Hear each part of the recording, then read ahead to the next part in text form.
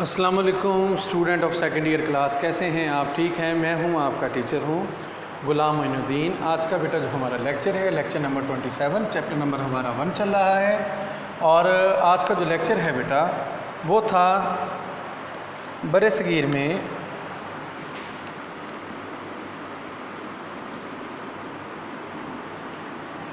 مسلم دور کے اندر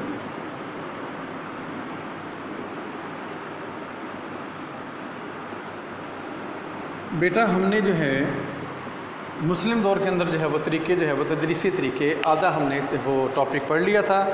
آج ابتدائی طریقے پڑھا تھا ہم نے، جو ابتدائی تدریسی طریقہ کیا ہوتا تھا۔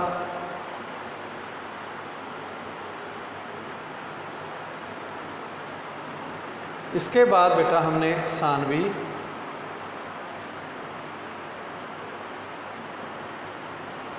اس کا جسٹ ہم نے انٹرو پڑھا تھا۔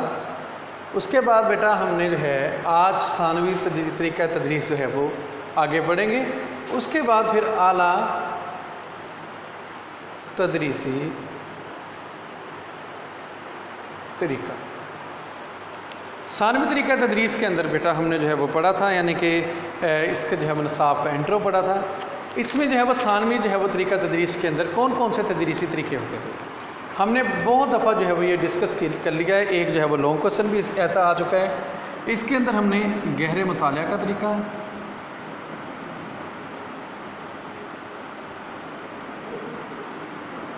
تقریری طریقہ تھا، درسی کتاب کا طریقہ، بحثوں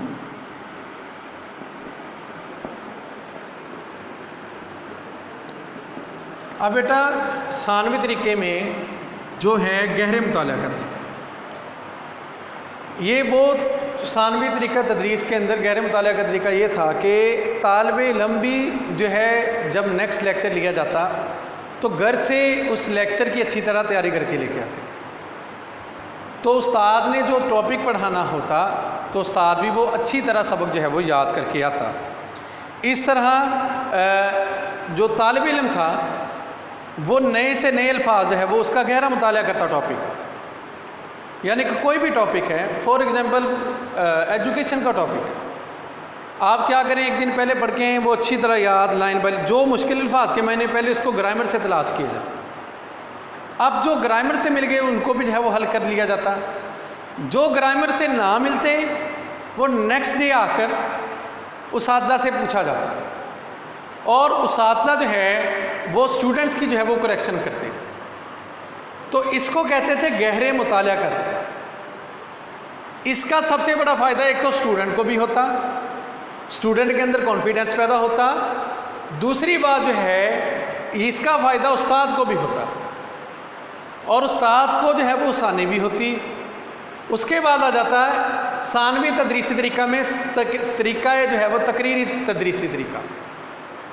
اس طریقہ کار میں استاد لیکچر دیتا اس کلاس کو، یا تو وہ ایک پلر کے ساتھ کھڑا ہو جاتا، یا تو وہ ایک خاص جگہ پر کھڑا ہو جاتا، یا تو وہ ایک منصب کے اوپر بیٹھ جاتا، یا ایک اونچی جگہ پر بیٹھ جاتا، اور طالب علم کیا کرتے اس کے ارد گرد جو ہے دائرے کی شکل میں بیٹھ جاتے۔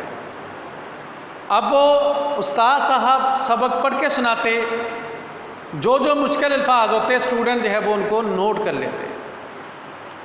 جب استاد صاحب لیکچر دے کے جو ہے وہ فارغ ہوتے تو اسٹوڈنٹ جو ہے وہ ان سے جو ہے وہ کوشچننگ کرتے، سوالات پوچھتے، جو لیکچر کے دوران جن سوالات کی سمجھ نہیں آئی تھی۔ اس کے بعد درسی کتاب کا طریقہ، اس کے اندر استاد کتاب پڑھ کر جو ہے وہ پڑھتا، ٹھیک ہے جی، اور طلباء انہیں غور سے سنتے، اور استاد ساتھ ساتھ مشکل الفاظ کے معنی بھی بتاتا تھا۔ اور اس کے بعد تیسرا جو چوتھا طریقہ تھا وہ بحث و مناظرے کا طریقہ تھا۔ اس کے اندر استاد بھی جو ٹاپک پڑھانا ہوتا اس کو اچھی طرح یاد کر کے آتا، اور طالب علم بھی جو ہے وہ اس کو اچھی طرح یاد کر کے آتے۔ اور اگلے دن جب وہ سبق جو ہے وہ پڑھایا جاتا تو اس ٹائم بحث ہوتی، اور کہتے ہیں کہ بحث اتنی لمبی ہو جاتی کہ ایک ایک ٹاپک کو کئی دن لگ جاتے۔ یہ بھی بہت اچھا طریقہ تھا۔ پھر اعلیٰ تدریسی طریقہ کیا تھا بر صغیر کے اندر؟ اعلیٰ ابھی ثانوی طریقہ میں جو ہے وہ جائزہ کا طریقہ کیسا تھا؟ اس میں جائزہ کا طریقہ یعنی کہ امتحان کا جو طریقہ تھا، اس میں امتحان میں سوالات کا طریقہ جو ہے وہ رائج تھا، اور استاد صاحب ہر روز طلباء سے سوالات پوچھتے، جس سے طلباء کی جو ہے وہ قابلیت کا اندازہ رہتا۔ ثانوی تعلیم میں جائزے کا طریقہ بہت مفید ثابت ہوتا تھا، طلباء پڑھائے ہوئے سبق کو بہتر طریقے سے یاد کر کے لے کے آتے اور عمدہ کارکردگی دکھاتے۔ اس کے بعد اعلیٰ تعلیم کا جو درجہ ہوتا تھا، اس میں نصاب کیا ہوتا تھا؟ اس میں نصاب عربی زبان، فارسی زبان، ادب، تفسیر، حدیث، فقہ، اصول فقہ، منطق، فلسفہ، علم الکلام، تصوف اور علم الحیات جو ہے وہ اس کے اسباق ہوتے۔ اس سطح پر جو ذریعہ تعلیم تھی وہ عربی ہوا کرتی۔ اعلیٰ تعلیم کے بعد طلباء اپنی قابلیت کے مطابق پیشے اختیار کرتے اور قاضی کے منصب پر فائز ہوتے یا شاہی جو ہے وہ عہدوں پر فائز ہوتے۔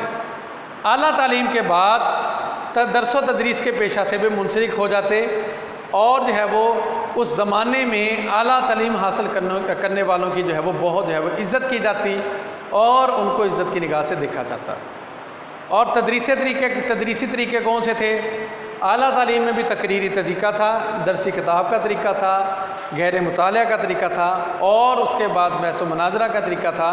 اس کے بعد ایک اور طریقہ تھا مانیٹوریل سسٹم۔ اور جائزہ کا طریقہ کیا تھا؟ جائزہ کا طریقہ یعنی کہ امتحان جو ہے وہ اسٹوڈنٹ سے سوالات کیے جاتے ہیں، بحث و مناظرہ کروایا جاتا، اور جو ہے وہ پرکھا جاتا کہ اسٹوڈنٹ جو ہے وہ کتنے جو ہے وہ دودھ میں کتنے پانی میں۔ استاد آزمائشی سوالات پوچھتا تھا جس کے ذریعے طلباء کی قابلیت کا اندازہ ہوتا تھا۔ استاد اور شاگرد کے درمیان گہرا رشتہ ہوتا تھا جو جائزہ میں بہت مفید ثابت ہوتا تھا۔ اعلیٰ درجے کے تعلیم کے اختتام پر جو طلباء کو جو ہے وہ سند دی جاتی تھی۔ یہ آج کا بیٹا ٹاپک تھا ہمارا۔ بر صغیر میں مسلمانوں کے دور میں جو تدریسی طریقے کون کون سے تھے؟ وہ 3 تھے، ہم نے پڑھا۔ ابتدائی تدریسی طریقہ، ثانوی اور اعلیٰ۔ اس کے اندر جو ہے وہ ہم نے جائزہ کا طریقہ بھی پڑھا۔ اس کے اندر جو ہے وہ ہم نے تدریسی طریقے کی اقسام بھی پڑھا۔ اگر بیٹا اس لیکچر کے اندر آپ کو کسی بات کی سمجھ نہیں آئی تو آپ جو ہے وہ ویڈیو کے نیچے کمنٹس کے ذریعے ہم سے پوچھ سکتے ہیں۔ آج کے لیے میں اجازت چاہوں گا، آپ کا ٹیچر غلام معین الدین، جزاک اللہ خیرہ۔ اپنی دعاؤں میں یاد رکھیے گا۔ السلام علیکم ورحمۃ اللہ وبرکاتہ۔